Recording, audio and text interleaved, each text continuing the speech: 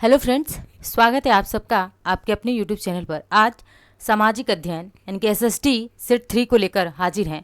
इसके top 30 questions को हम डिस्कस करने वाले हैं। तो आइए शुरू करते हैं आज की अपनी क्लास।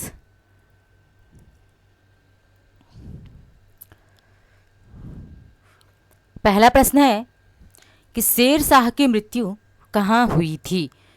शेर शाह की मृत्यु कहाँ हुई थी? तो पहली बात है कि शेर शाह के बचपन का नाम क्या था? तो इसके बचपन का नाम था फरीद।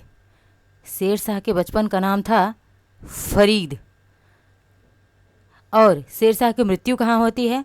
ऑप्शन 1 है चुनार में, ऑप्शन 2 अमरकोट, ऑप्शन 3 चित्तौड़ या फिर ऑप्शन 4 कलिंजर। तो शेर शाह की मृत्यु कलिंजर दुर्ग में होती है। कलिंजर दुर्ग में होती है। बारूद का ढेर रखा हुआ था और यह क्या कर रहा था शेर शाह? तो प्रैक्टिस कर रहा था हथगोला फेंकने का। और इस बारूद के ढेर में ही एक हथगोला क्या हुआ, आकर गिर गया और यहाँ पर विस्फोट हो गया और शेर शाह की क्या हुई, मृत्यु हो गई कलिंजर दुर्ग में। अच्छा, शेर शाह का मकबरा कहाँ बना है इसका? तो शेर शाह का मकबरा बिहार के सासाराम में बना हुआ है। कहाँ बना है? तो बिहार के सासाराम में शेर शाह का मकबरा बना हुआ है। बिहार के सासाराम में बना हुआ है। अमरकोट में क्या हुआ था? तो अकबर का जन्म हुआ था। अकबर का जन्म हुआ था अमरकोट के राणा वीर साल के महल में अकबर का जन्म हुआ था। प्रश्न संख्या 2 है, भारतीय अशांति का जनक किसे कहा जाता है? तो भारतीय अशांति का जनक किसे कहा जाता है? A.O. ह्यूम को, दादा भाई नौरोजी को, लोकमान्य तिलक को या फिर लाला लाजपत राय को। किसे कहा जाता है? तो लोकमान्य तिलक को, यानी कि बाल गंगाधर तिलक इन्हें कहा जाता है। लोकमान्य इनकी उपाधि थी। यहाँ पे भी एक प्रश्न बन जाएगा कि लोकमान्य किसकी उपाधि थी? तो तिलक जी की, बाल गंगाधर तिलक इनका पूरा नाम था। तो इनको किसने भारतीय अशांति का जनक कहा? तो एक अंग्रेज था वेलेंटाइन सिरोल।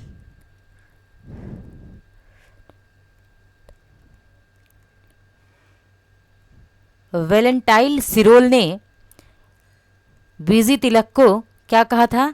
तो भारतीय अशांति का जनक कहा था इसने। A.O. ह्यूम क्या था? INC इंडियन नेशनल कांग्रेस का संस्थापक था ये। दादा भाई नौरोजी ने धन निकासी का सिद्धांत दिया हुआ था। और लाला लाजपत राय तो जलियांवाला बाग हत्याकांड में इनकी क्या हो गई थी? मृत्यु हो गई थी लाठी लगने की वजह से। निम्नलिखित में से किस आंदोलन से गांधी जी संबंधित नहीं थे? ऐसा कौन सा आंदोलन था जिसमें से गांधी जी संबंधित नहीं थे? स्वदेशी आंदोलन, खिलाफत आंदोलन, भारत छोड़ो आंदोलन या फिर सत्याग्रह आंदोलन। तो कौन सा आंदोलन था? तो खिलाफत आंदोलन कब होता है? 1919 में खिलाफत आंदोलन होता है। भारत छोड़ो 1942 में होता है। और सत्याग्रह कब होता है? 1946 में करते हैं। कहाँ पे? तो महाराष्ट्र में करते हैं। और स्वदेशी आंदोलन कब हुआ था? 1905 में स्वदेशी आंदोलन हुआ था। गांधी जी भारत से कब गए थे साउथ अफ्रीका? तो 1893 में गांधी जी साउथ अफ्रीका चले जाते हैं भारत से। भारत छोड़कर क्या करने? बैरिस्टरी पढ़ने के लिए वहाँ से जाते हैं और 1915 में वापस लौटते हैं। यह 9 जनवरी 1915 को वापस लौटते हैं भारत गांधी जी। और स्वदेशी आंदोलन कब होता है? 1905 में होता है, जब बंगाल का विभाजन होता है। उसके विरोध में ही स्वदेशी आंदोलन को चलाया जाता है। तो इसीलिए गांधी जी किस आंदोलन से संबंधित नहीं थे? तो स्वदेशी आंदोलन से संबंधित नहीं थे। अगला प्रश्न है, किस हड़प्पा स्थल से हड़प्पा लिपि के बड़े बड़े अक्षरों को पत्थरों से खुदा पाया गया है? तो वह कौन सा स्थल है? मोहनजोदड़ो, लोथल, धौलावीरा या फिर हड़प्पा। तो मोहनजोदड़ो को हम क्या कहते हैं? तो इसे हम कहते हैं, मोहनजोदड़ो को राख का टीला कहा जाता है। क्या कहा जाता है? राख का टीला। मोहनजोदड़ो का मतलब होता है राख का टीला और ये वर्तमान पाकिस्तान में स्थित है। लोथल, जो कि ये PCS RO और जो पिछला BEO की वैकेंसी हुई थी उसमें लोथल का मिलान करने के लिए आया था कि लोथल किस राज्य में है? तो यह गुजरात में है। और किस नदी के किनारे है?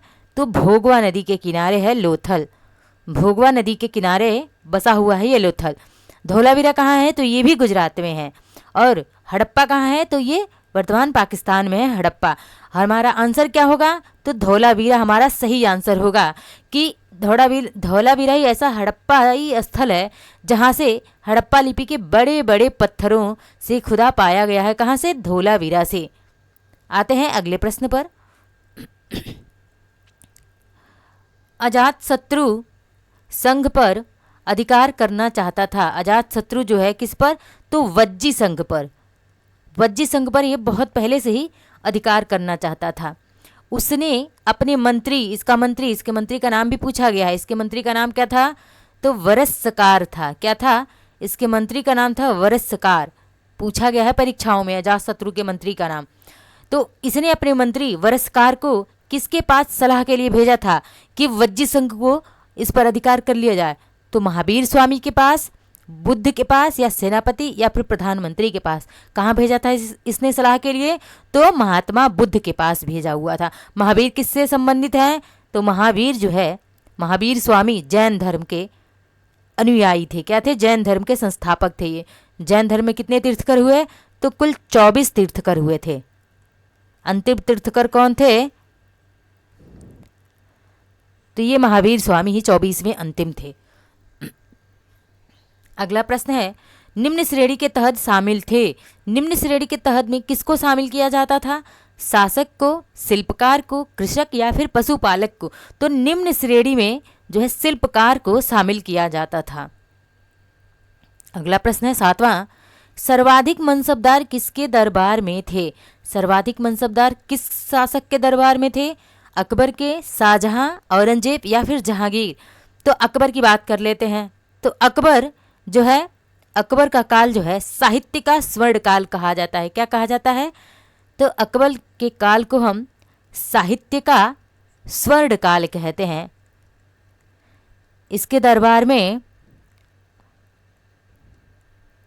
अकबर के दरबार में जो है नवरत्न रहा करते थे, जिनमें अबुल फजल, बिरबल, फैजी इत्यादि नवरत्न थे।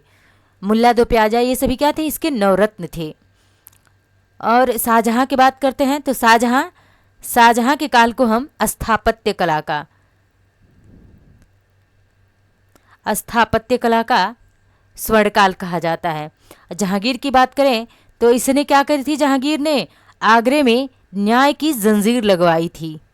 आगरे में न्याय की जंजीर लगवाई, और वो जंजीर किसकी थी? सोने की थी। ये प्रश्न पूछा गया है, जिससे आम जनमानस क्या करता था? उस जंजीर को हिलाते थे, और जब घंटी बजती थी तो सीधा बादशाह के पास वह उसका संदेश पहुंच जाता था, और बादशाह और आम जनमानस का डायरेक्ट कांटेक्ट होता था, और फिर न्याय मिलता था। और सर्वाधिक मनसबदार की बात करें या फिर सर्वाधिक हिंदू मनसबदार की बात करें तो औरंगजेब के दरबार में थे। औरंगजेब की बात करें हम तो औरंगजेब की उपाधि क्या थी? इसको जिंदा पीर कहा जाता था। औरंगजेब को जिंदा पीर कहा जाता था। और इसकी एक और उपाधि थी आलमगीर। आलमगीर इसकी एक उपाधि थी औरंगजेब की। और औरंगजेब, इसका मकबरा कहाँ पे है? तो महाराष्ट्र के औरंगाबाद में है। और इसकी भी पत्नी का भी मकबरा महाराष्ट्र के औरंगाबाद में ही है, जिसे इसकी पत्नी का नाम था राबिया दुर्रानी, और इसने इसका मकबरा बनवाया, जिसको ताजमहल का फूहड़ नकल या फिर ब्लैक ताजमहल कहा जाता है। अगला प्रश्न है 8वां, बेगमपुरी मस्जिद का निर्माण किसने करवाया था? तो बेगमपुरी मस्जिद का निर्माण किसने करवाया? फिरोज शाह तुगलक ने, मोहम्मद बिन तुगलक ने, नासिरुद्दीन महमूद, या फिर गयासुद्दीन तुगलक ने। किसने करवाया? तो मोहम्मद बिन तुगलक, जिसे हम शॉर्ट फॉर्म में MBT भी कहते हैं। मोहम्मद बिन तुगलक ने, यानी कि MBT ने करवाया। मोहम्मद बिन तुगलक को पढ़ा लिखा मूर्ख शासक कहा जाता था, क्योंकि इसने सांकेतिक मुद्रा चलाई। ऐसा मुद्रा था कि जिस मेटल का कांसे की मुद्रा चलवाई थी, और उस मेटल का जो है कॉपी होने लगा। घर घर में क्या कॉपी करने लगे लोग, नकली जाली मुद्राएं चलाने लगे, क्योंकि वो मेटल जो था आम जनमानस के पहुंच में आसानी से था, सबके घरों में था। तो सबने क्या करा? जाली मुद्राएं छापनी शुरू कर दी। तो यह उसकी सांकेतिक मुद्रा भी फेल हो गई। इसने कराचिल, जो कि हिमाचल प्रदेश में है, कराचिल की चढ़ाई करी ठंड के मौसम में, हिमालय वहाँ ऊपर गया, और क्या हुआ? ठंड से ही इसके सैनिक मर गए। तो ये कराचिल का अभियान भी, खुरासान का अभियान, ये सब फेल हो गया। इसने दोआब में कर वृद्धि करी, दोआब में जब कर वृद्धि करी तो उस समय जो है अकाल, वहाँ पे सूखा पड़ा हुआ था। तो ये सभी इसकी नीतियाँ तो अच्छी थी, लेकिन क्या हो गई, सब फेल हो गई, क्योंकि इसकी टाइमिंग अच्छी नहीं थी। जब इसने अपनी नीतियों को इम्प्लीमेंट करा तो वो टाइमिंग इसकी अच्छी नहीं थी, इसीलिए इसे पढ़ा लिखा मूर्ख शासक कहा जाता था। फिरोज शाह तुगलक, जो कि इसके समय में नहरों का जाल बिछाया गया था। क्या हुआ था, तो इसके समय में नहरों का जाल बिछा था। प्रश्न पूछा गया है किसके समय में नहरों का जाल बिछाया गया था, तो फिरोज शाह तुगलक के समय में। अगला प्रश्न देखते हैं, भारत के सांस्कृतिक और राजनीतिक अभ्युदय की दृष्टि से किस वर्ष को परिवर्तन की बिंदु कहा जा सकता है? किस वर्ष को कहा जा सकता है? तो 1891 को, 1892, 1893 या फिर 1894 को। तो हम किसे कहते हैं, तो बात करते हैं 1893 के, ऑप्शन संख्या 3 को। 1893 में प्रमुख घटनाएं हुई, जैसे 1893 में ही गांधी जी कहाँ जाते हैं, तो गांधी जी 1893 में ही साउथ अफ्रीका जाते हैं बैरिस्ट्री पढ़ने के लिए। 1893 में ही स्वामी विवेकानंद जो है 1893 में ही शिकागो जाते हैं विश्व धर्म संसद में भाग लेने के लिए। और 1893 में ही अरविंद घोष जो कि संन्यास ले चुके थे और हिमालय पर तपस्या कर रहे थे, लेकिन 1893 में एक बार फिर से यह हिमालय से वापस आते हैं और भारत की राजनीति में सक्रिय हो जाते हैं अरविंद घोष। तो ये 3 प्रमुख घटनाएं हुई थी 1893 में, इसीलिए 1893 को सांस्कृतिक और राजनीतिक अभ्युदय की दृष्टि से इम्पॉर्टेंट या फिर महत्वपूर्ण बिंदु माना जाता है। अगला प्रश्न है, प्रश्न संख्या 10, अंग्रेजों की बांटो और राज करो की नीति का सबसे बड़ा प्रमाण क्या था? बंगाल विभाजन, जो कि 1905 में होता है बंगाल विभाजन, वर्नाक्यूलर प्रेस एक्ट, स्वदेशी आंदोलन भी 1905 में इसी बंगाल विभाजन का विरोध था ये, और शिक्षा नीति। यानी कि बांटो, अंग्रेजों की जो बांटो और राज करो की नीति का सबसे बड़ा प्रमाण था बंगाल विभाजन, जो कि 1905 में किया गया था। अगला प्रश्न है, असहयोग आंदोलन को प्रारंभ किसके प्रत्युत्तर में किया गया? यानी कि असहयोग आंदोलन जब हुआ तो किसके प्रत्युत्तर में असहयोग आंदोलन को शुरू किया गया? असहयोग आंदोलन कब हुआ था? 1920 में असहयोग आंदोलन को शुरू किया गया था। किसके द्वारा? गांधी जी के द्वारा असहयोग आंदोलन को 1920 में शुरू किया गया। लेकिन ये किसका प्रत्युत्तर था? रॉलेट एक्ट का, या फिर जलियांवाला बाग हत्याकांड का, या फिर खिलाफत आंदोलन का? तो इन तीनों का ही क्या था? प्रत्युत्तर था। रॉलेट एक्ट कब आता है? मार्च 1919 में आता है। कब आता है? 1919 में ही आता है, लेकिन कब आता है? मार्च में ही आता है। मार्च में आता है रॉलेट एक्ट। इसे गांधी जी ने काला कानून कहा था, कि मतलब बिना वारंट के ही लोगों की शक के आधार पर गिरफ्तारी हो जाती थी। जलियांवाला बाग हत्याकांड, इस रॉलेट एक्ट का विरोध करते हुए ही क्या हुआ था? जलियांवाला बाग हत्याकांड हुआ था। खिलाफत आंदोलन सितंबर 1919 में। जलियांवाला बाग कांड कब होता है? तो अप्रैल में होता है, अप्रैल 1919 में होता है। और ये कब होता है खिलाफत आंदोलन? तो सितंबर 1919 में खिलाफत आंदोलन तुर्की के खलीफा के समर्थन में किया गया था। तो इसीलिए सारे कारण थे असहयोग आंदोलन को शुरू करने का। अगला प्रश्न है, इनमें से सभी सरदार भगत सिंह द्वारा 1926 में नौजवान सभा की स्थापना की गई थी। यानी कि 1926 में नौजवान सभा की स्थापना किसने करी? भगत सिंह ने की थी। और उनके सहयोगी कौन थे?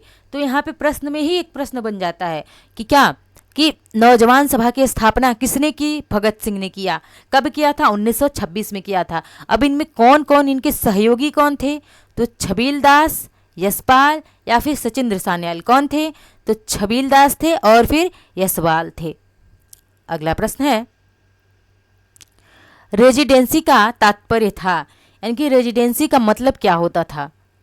भारतीय रियासतों के दरबार में गवर्नर जनरल का प्रतिनिधि, यानी कि जो भारतीय रियासतें थीं उनके दरबार में गवर्नर जनरल का प्रतिनिधि, या फिर भारतीय रियासतों में गवर्नर जनरल के प्रतिनिधि का, जो कि इनके प्रतिनिधि थे गवर्नर जनरल, उसका सरकारी मकान, या फिर पलटन, या फिर एक प्रमुख सेना अधिकारी। तो रेजिडेंसी का मतलब होता था, ऑप्शन संख्या 2, कि भारतीय रियासतों में गवर्नर जनरल के प्रतिनिधि का सरकारी मकान जो होता था उसे हम रेजिडेंसी कहते थे। अगला प्रश्न है, निम्नलिखित में से कौन सा सही है? सूर्य से पृथ्वी के मध्य दूरी को क्या कहते हैं? यानी कि सूर्य है ये हमारा, और सूर्य से जो पृथ्वी ये हमारी अर्थ है, और इसके मध्य की दूरी को क्या कहा जाता है? तो इसे हम कहते हैं प्रकाश वर्ष कहते हैं। अब प्रकाश वर्ष किसका मात्रक होता है? तो यह दूरी का मात्रक होता है। और इससे भी बड़ा दूरी का मात्रक कौन सा होता है? तो पारसेक होता है। सबसे बड़ा कौन सा है? पारसेक है। पारसेक के बाद से क्या आता है? प्रकाश वर्ष आता है। अगला प्रश्न है, भूकंप की तीव्रता सर्वाधिक कहाँ होती है? यानी कि भूकंप आता है तो उसकी तीव्रता सर्वाधिक कहाँ होती है? अधिकेंद्र के पास होती है, अधिकेंद्र से दूर होती है, या फिर उद्गम के पास? उद्गम मतलब फोकस। यहाँ से अगर मान लीजिए भूकंप यहाँ पे आ रहा है, भूकंप यहाँ से शुरू हो रहा है, तो इसको हम क्या कहेंगे? इसको हम फोकस कहेंगे, एफ से डिनोट करेंगे, फोकस कहेंगे। और अगर उद्गम केंद्र से दूर, तो अब भूकंप यहाँ पे आया तो इसे हम क्या कहेंगे? भूकंप का उद्गम स्थल कहेंगे, या फिर भूकंप मूल कहेंगे। इसको हम अंग्रेजी में फोकस कहते हैं। अब भूकंप आते आते यहाँ से, अब ये हमारा क्या है? क्रस्ट है। अब क्रस्ट पे आएगा, जब ऊपर आता है तो ये क्रस्ट के ऊपर आ गया, तो इसे हम क्या कहते हैं? इसे ही हम अधिकेंद्र कहते हैं, या फिर ईपी सेंटर कहते हैं। ई से डिनोट करेंगे, ईपी सेंटर, अधिकेंद्र। तो कह रहा है कि सर्वाधिक तीव्रता कहाँ महसूस होती है? तो इस ईपी सेंटर के पास होती है, अधिकेंद्र के पास होती है, ना कि दूर। तो कहाँ पे होगा? अधिकेंद्र के पास सर्वाधिक तीव्रता महसूस होती है। भूकंप में कौन कौन सी तरंगे आती हैं? 3 तरंगे होती हैं। पी यानी कि प्राइमरी वेव होता है, और एस सेकेंडरी वेव होता है, और एल जो कि लव वेव होता है। और इसका नाम लव नाम के एक वैज्ञानिक ने इसको खोजा, तो इसीलिए इसको हम लव वेव कहते हैं। तो सबसे खतरनाक कौन सा होता है? तो ये लव वेव ही होता है, क्योंकि प्राइमरी वेव सबसे पहले आएगा तो ये कम नुकसान करेगा, फिर सेकेंडरी वेव आएगा, ये भी कम नुकसान करेगा, और इसके बाद जो एल वेव आएगा डायरेक्ट कहाँ पे आएगा? सरफेस पे आ जाएगा, और ये सबसे ज़्यादा नुकसान करता है। तभी क्या होते हैं? घर मकानें जो हैं ढह जाती हैं इस एल वेव से, लव वेव से। आते हैं अगले प्रश्न पर, भूकंप तरंगे कैसी होती हैं? यानी कि भूकंप की तरंगे जो होती हैं वे कैसी होती हैं? ध्वनि तरंगे होती हैं, प्रकाश तरंगे होती हैं, या फिर जल तरंगे होती हैं? कैसी होती हैं? तो भूकंप की तरंगे जल तरंगे होती हैं। अगला प्रश्न है, अधात्विक खनिज का अच्छा उदाहरण है, यानी कि नॉन मेटल कौन सा है? तो लोहा कैसा है? मेटल है। सोना भी कैसा है? मेटल है। कपास कैसा है? मेटल है। लेकिन अभ्रक क्या है? नॉन मेटल है। नॉन मेटल का मतलब होता है कि ये इसी फॉर्म में ही पाया जाता है। जैसे अभ्रक हो गया, कोयला हो गया, ये सभी क्या है? तो ये अपने इसी फॉर्म में पाए जाते हैं, इनका फॉर्म चेंज नहीं होता है। लेकिन सोना क्या होता है? सोने का, लोहे का भी फॉर्म चेंज होता है, सोने का भी फॉर्म चेंज होता है, इसको प्यूरिफाई किया जाता है, फिर बनाया जाता है। लेकिन अभ्रक और कोयला ये सब चीज़ें क्या है? नॉन मेटलिक चीज़ें हैं, जिसके फॉर्म नहीं, अपने मूल रूप में ऐसे ही पाई जाती हैं। क्षेत्रफल के अनुसार महासागरों का अवरोही क्रम कौन सा होगा? यानी कि सबसे बड़ा पहले, फिर उससे छोटा, फिर उससे छोटा, फिर उस सबसे छोटा। तो कह रहा है कि क्षेत्रफल के अनुसार महासागरों का अवरोही क्रम कौन सा है? तो पहला देखते हैं ऑप्शन, प्रशांत महासागर, अटलांटिक महासागर, हिंद महासागर और आर्कटिक महासागर। ऑप्शन 2 प्रशांत महासागर है, हिंद, अटलांटिक और आर्कटिक। तीसरा है हिंद महासागर, प्रशांत महासागर, अटलांटिक और आर्कटिक महासागर। चौथा ऑप्शन है अटलांटिक महासागर है, हिंद महासागर और आर्कटिक तथा प्रशांत महासागर। तो कौन सा हमारा सही आंसर होगा? तो ऑप्शन पहला ही हमारा सही होगा। सबसे बड़ा अगर देखा जाए तो कौन सा है? प्रशांत महासागर है। प्रशांत महासागर में क्या? रिंग ऑफ फायर पाए जाते हैं, जिसे हम अग्निवलय कहते हैं। क्या कहते हैं? Ring of fire. कहाँ पाया जाता है? ये प्रश्न पूछा गया है, हायर की परीक्षाओं में पूछा गया, वनडे एग्जाम्स में भी पूछा गया है कि रिंग ऑफ फायर कहाँ पाया जाता है? तो प्रशांत महासागर, इनकी पैसिफिक ओशन में पाया जाता है। अटलांटिक महासागर क्या होता है? तो अटलांटिक महासागर में यहाँ पर क्या पाए जाते हैं? यहाँ पर सबसे ज़्यादा मछली पालन होता है अटलांटिक महासागर वाले एरिया में। और यहाँ पे हिंद महासागर यानी कि हमारे क्या है? नीचे, यानी कि साउथ में सबसे नीचे हिंद महासागर है। और आर्कटिक महासागर कहाँ पे है? तो नॉर्थ के सबसे ऊपर आर्कटिक महासागर है, और ये सबसे छोटा। अच्छा, अटलांटिक महासागर के बारे में एक और फैक्ट है कि पूछता है कौन सा महासागर है जो एस शेप में है? एस शेप में महासागर कौन सा है? तो अटलांटिक महासागर ही क्या है? एस शेप में है। अच्छा, यहाँ प्रशांत महासागर में एक और एडिशनल फैक्ट ऐड कर लीजिए कि बरमूडा टेंगल पूछा, बहुत बार पूछा है कि बरमूडा टेंगल किस महासागर में पाया जाता है? तो ये बरमूडा टेंगल जो है प्रशांत महासागर में ही पाया जाता है। अग्निवलय भी पाए जाते हैं यहाँ पे। अगला प्रश्न है, कि देवदार यानी कि मिलान करना है। क्या करना है? तो हमें मिलान करना है कि कौन जो है कहाँ पाया जाता है, किन क्षेत्रों में पाया जाता है। तो देवदार किन क्षेत्र में पाया जाता है, सुंदरी का वृक्ष किस क्षेत्र में पाया जाता है, सिनकोना किस क्षेत्र में पाया जाता है और सागौन किस क्षेत्र में पाया जाता है। तो देवदार कहाँ पाया जाता है? देवदार जो है हिमालय की तराई क्षेत्र में पाया जाता है। जो भी हिमालय का ये तराई एरिया है, ये हो गया हमारा हिमालय, और जो ये तराई बेल्ट है, हिमालय का ये तराई बेल्ट है, यहीं पर क्या देवदार के वृक्ष पाए जाते हैं। सुंदरी वृक्ष कहाँ पाया जाता है? तो नाम से स्पष्ट है कि सुंदरी वृक्ष सुंदरवन में पाए जाते हैं। सुंदरवन कहाँ पे है? तो पश्चिम बंगाल वाला एरिया हमारा क्या है? सुंदरवन है। सिनकोना कहाँ पाया जाता है? तो सिनकोना पाया जाता है कहाँ पे? मध्य भारत में। सिनकोना यानी कि छत्तीसगढ़ वाला एरिया, मध्य भारत स्पेशली छत्तीसगढ़ में सिनकोना पाया जाता है। और सागौन कहाँ पाया जाता है? तो हिमालय के उच्च पर्वतीय क्षेत्रों में सागौन, यानी कि हिमालय का जो ये उच्च पर्वतीय क्षेत्र है, यहाँ पर सागौन पाया जाता है। अगला प्रश्न है, निम्नलिखित में से कौन सी विशेषता सिंधु सभ्यता की नहीं थी? यानी कि ऐसी कौन सी विशेषता थी जो सिंधु सभ्यता में नहीं पाई जाती थी? नगर साफ सुथरे एवं जल निकासी सर्वोच्च था। तो सिंधु सभ्यता की सबसे बड़ी विशेषताओं में से एक विशेषता थी कि नगर कैसे थे? साफ सुथरे थे और जल निकासी का सर्वोच्च व्यवस्था था। मकान दरवाजे के पिछली ओर खुलते थे, यानी कि क्या मकान जो है इन मकानों के दरवाजे सिंधु सभ्यता में पिछली ओर खुलते थे। मकान अच्छी व पक्की ईंटों से निर्मित थे। ये बिल्कुल सही बात है कि सिंधु सभ्यता के मकान क्या थे? अच्छी क्वालिटी के और पक्की ईंटों से बने हुए थे। सड़कें सीधी तथा एक दूसरे को समकोण पर काटती थी। सड़कें क्या थी? सीधी थी और एक दूसरे को कहाँ? 90 डिग्री, समकोण मतलब 90 डिग्री पर ही काटती थी। ये बात भी क्या है? सही है। कौन सा बात गलत है? तो दूसरा कि दरवाजे जो है, मकान के दरवाजे वो पीछे की ओर नहीं खुलते थे, बल्कि आगे की तरफ खुलते थे। कहाँ खुलते थे? आगे की तरफ खुलते थे। मकानों के दरवाजे जो थे वो कहाँ खुलते थे? आगे की तरफ खुलते थे, ना कि पीछे की ओर। अगला प्रश्न है, ऋग्वैदिक काल में स्त्रियों के संबंध में निम्नलिखित में से कौन सा असत्य है? स्त्रियां यज्ञ अनुष्ठान करती थीं, स्त्रियां सभा में भाग लेती थीं, स्त्रियां वेदों का अध्ययन करती थीं, या उपरोक्त सभी। तो कौन सा इसमें से असत्य है? तो क्या करती थी? स्त्रियां जो है यज्ञ अनुष्ठान करती थीं और सभा में भी भाग लेती थीं, और स्त्रियां जो है वेदों का अध्ययन करती। यहाँ पे सत्य नहीं बल्कि असत्य नहीं, बल्कि यहाँ पे प्रश्न रहेगा कि निम्नलिखित में से कौन सा सत्य है? तो कौन सा सत्य है?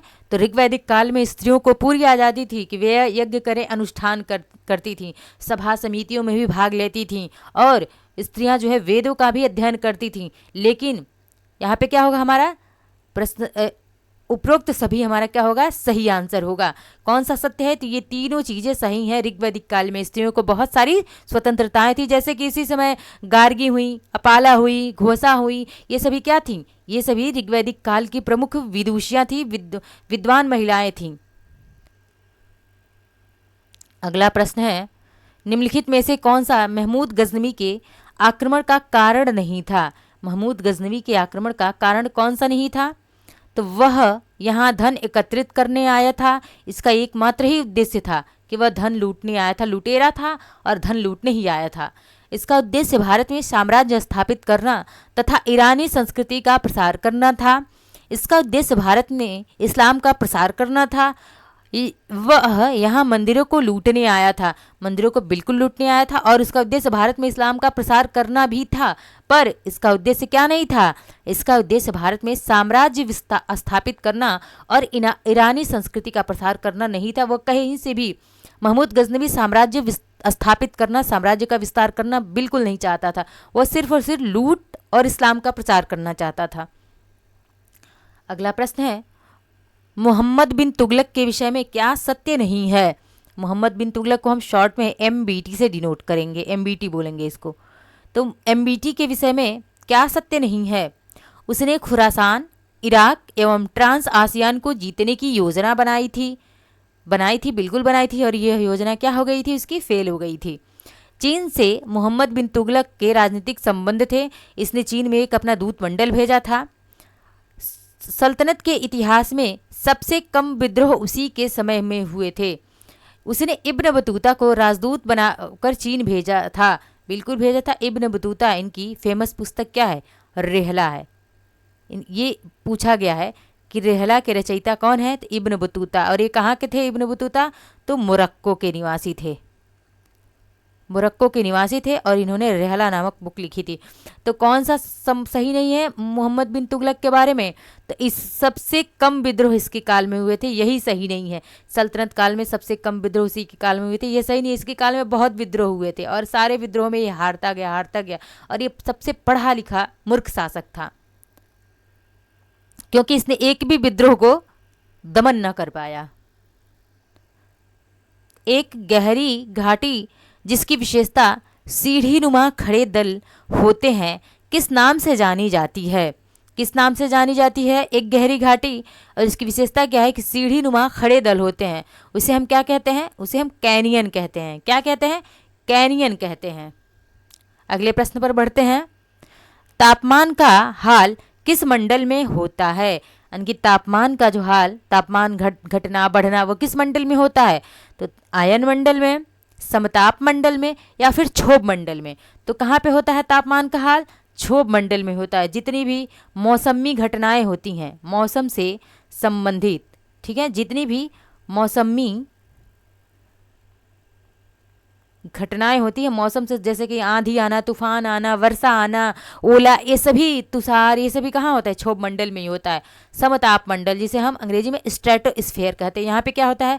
तो हवाई जहाज उड़ता है। कहाँ पे? समताप मंडल में ही, क्योंकि इसके नाम से ही स्पष्ट है समताप, यानी कि तापमान क्या होता है? बराबर होता है। इसीलिए हवाई जहाज उड़ने के लिए सबसे बेहतर मंडल कौन सा है? समताप मंडल, यानी कि स्ट्रेटोस्फीयर है।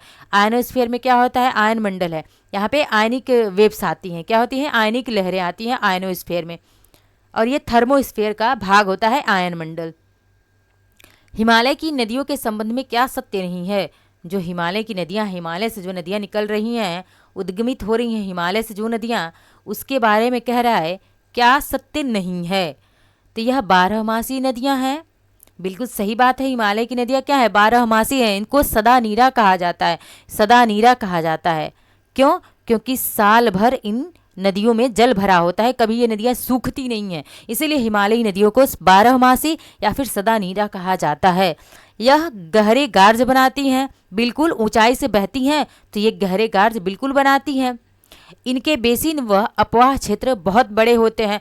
जब ऊंचाई से नदियां उद्गमित होंगी तो गार्ज बनाएंगी, और इनका बेसिन और अपवाह क्षेत्र, जो धारा क्या होगी? तेज होगी, तो उनका अपवाह क्षेत्र भी क्या होगा? बड़ा होगा, और बेसिन भी क्या होगा? बड़ा होगा।